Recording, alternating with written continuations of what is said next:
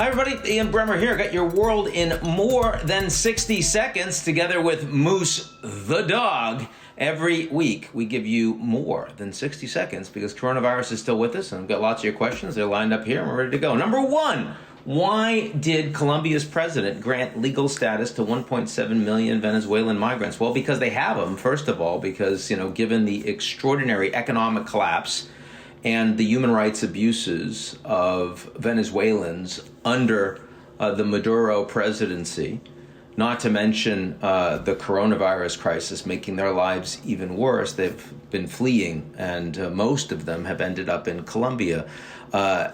Not providing legal status means they can't work, means they have no path for a future. Some of them have even fled back to Venezuela or returned to Venezuela, and again, just shows just how critically difficult their life has been.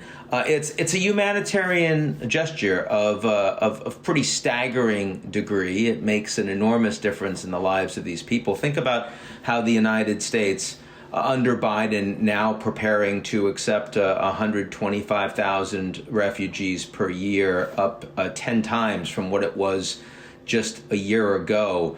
The world's most powerful country. The wealthy countries never get overwhelmed with refugees the way the poorest countries do. It's states in Sub-Saharan Africa, and it's South and Southeast Asia, and it's Latin America. And in the Western Hemisphere, it's been Colombia. Venezuela has been the biggest humanitarian crisis and catastrophe, and the Colombian government has had to deal with millions of Venezuelan refugees, and now they're taking responsibility. And the United States should be fully supportive and should provide humanitarian aid to help the Colombian government deal with this very significant lift, and also to try to reduce the level of anti-Venezuelan sentiment, because of course, when you have that many refugees, they're not doing very well. There's going to be domestic criticism that it's an eyesore, that they're criminals, that they're spreading disease, and the more capable the Colombian government is to actually economically integrate these people and to get them into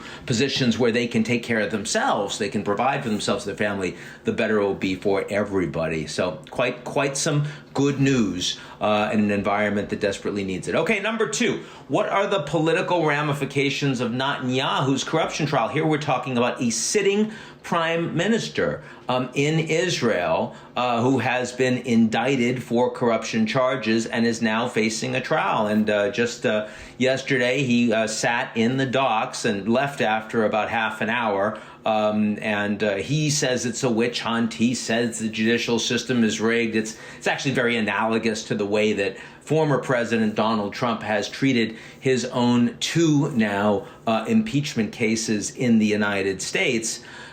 Some would say that the Israeli legal system works well because even a sitting prime minister can be forced to stand trial.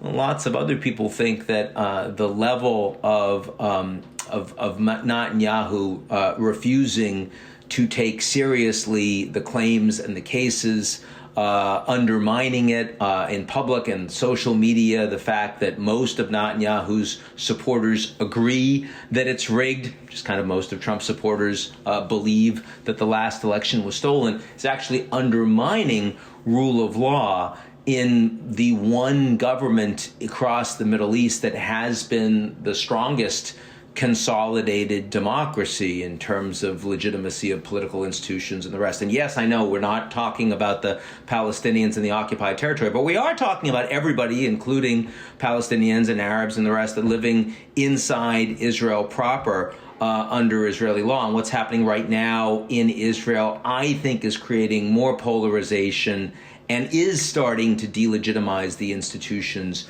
in that country. Netanyahu's trying to get another delay in the case and the calling witnesses until after elections at the end of March. Of course, elections are happening now in Israel every few months. So, extend and pretend. That's what Netanyahu's strategy is. And he has proven to be quite a survivor on the Israeli political stage. Finally, what is going on with Elon and Bitcoin? Well, damned if I know, because Elon Musk, in addition to being the most wealthy person in the world, also has a fairly insane social media feed and frequently writes about and tweets about anything imaginable on his mind, which, given how many followers he has and given how much money he has, puts him in a position of pretty extraordinary power. Now, look, I personally think that when the world's wealthiest man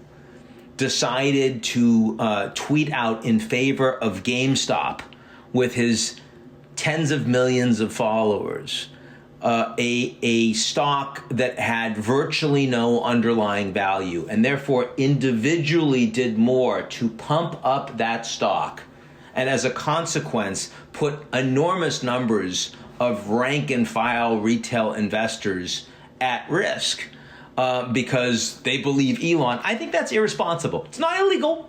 There's nothing illegal about it, but it's incredibly irresponsible. I tell you, it bothers me that the wealthiest man in the world, and therefore one of the most powerful men in the world, has so limited regard for civil society, has so limited regard for the well-being of his fellow citizens, both in the United States and globally. And we can say he's doing fantastic things as an entrepreneur. And by the way, I do think that Elon Musk, as an entrepreneur, as a technologist, has been staggeringly successful. And I am thankful for that. In terms of not just electric vehicles, but also his willingness to invest in space and his willingness to set up prizes to get better development in advanced technologies and the Hyperloop and all of these things, some of which will work, many of which will not. But we need people taking risks like that. But that is very different than his public presence on issues of policy, on issues that affect the average human being, where I think he has been one of the most irresponsible forces in the country. And that deeply bothers me. And it's why, the fact that he's put an enormous amount of money into Bitcoin, his company has a Tesla where he's a 20% owner, and he's also putting Bitcoin symbol in his bio on social media. Oh, see, this is what's going on. Dogecoin, everyone should invest in Dogecoin, going to the moon. It doesn't mean anything. It's completely speculative. It moves a lot of money. And then maybe it's just a game to him, and maybe it's just a game to Dave Portnoy over at Barstool Sports. But these people are hurting people. And they're hurting people just as much as the folks that are promoting fake news on the left and on the right in the mainstream media and the trolls on social media. And I think that with that kind of money and that kind of influence, you should take some responsibility. There's a reason why I personally don't buy stocks and currencies. And frankly, it's because as someone who is a public figure with nowhere close to the level of reach and influence that someone like Elon has, I don't want the conflicts of interest. I want people to view my perspective as having authenticity. And I think that there's some responsibility behind that. And you can't be, if you're talking your book, or if people think that you're talking your book, it undermines it. So that's my little rant for today. That's your world in more than 60 seconds. And we'll get back to more fun topics next week. Be good and avoid people.